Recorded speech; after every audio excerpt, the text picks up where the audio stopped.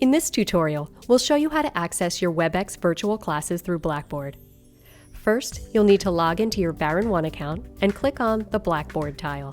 On the right side of the screen, under My Courses, select the name of the course you would like to attend.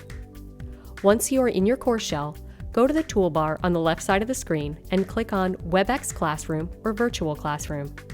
Your instructor may have named your virtual classroom something different, so double check with your instructor for the official title. Clicking on Virtual Classroom takes you to a new page.